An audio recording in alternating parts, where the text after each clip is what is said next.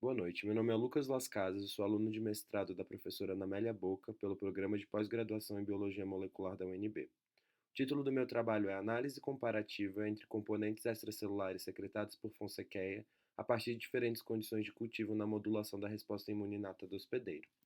Cromoblastomicose é uma micose cutânea e subcutânea crônica causada por fungos melanizados e filamentosos da família Dematiaceae. Fonsequia pedrozoa é considerada um dos principais agentes etiológicos da doença no Brasil, apesar de que outras espécies desse gênero também são importantes causadoras dessa doença.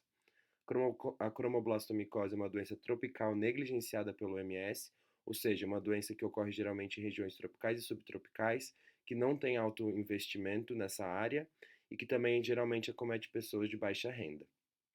A presença de células muriformes no tecido, que é a forma patogênica do fungo, é uma das coisas que difere essa micose de outros tipos de micose. Os conídeos e hifas, que são a forma saprofítica, estão envolvidas com os estágios iniciais da doença.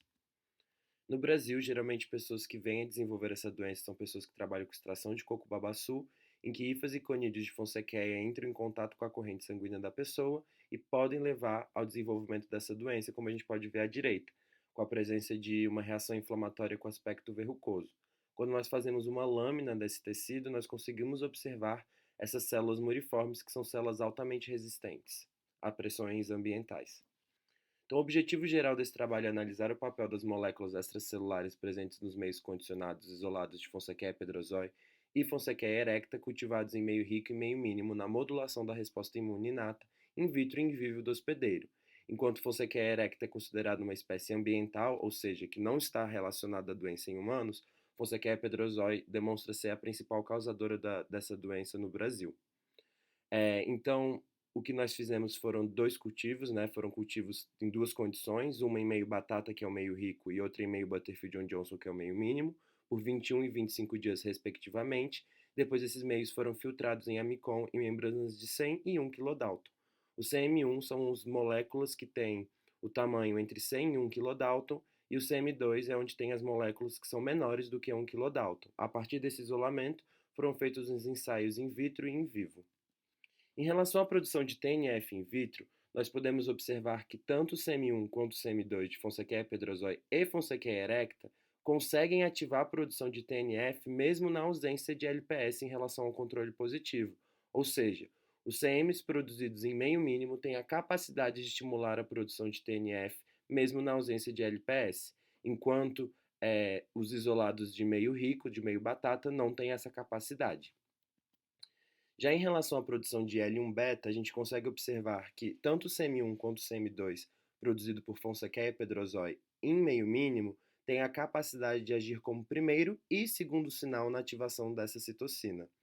Por quê? Porque tanto na presença de LPS e na ausência de nigericina, quanto na presença de nigericina e na ausência de LPS, que a gente tem níveis de produção de L1-beta semelhante ao controle positivo com LPS mais nigericina.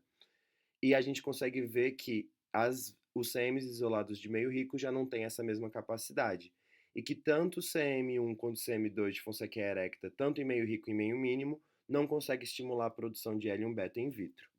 Em relação aos dados em vivo, nós fizemos o tratamento de camundongos com PBS, o CM1 e o CM2 de Fonsequia pedrozoa e Fonsequia erecta, com 7 e 14 dias.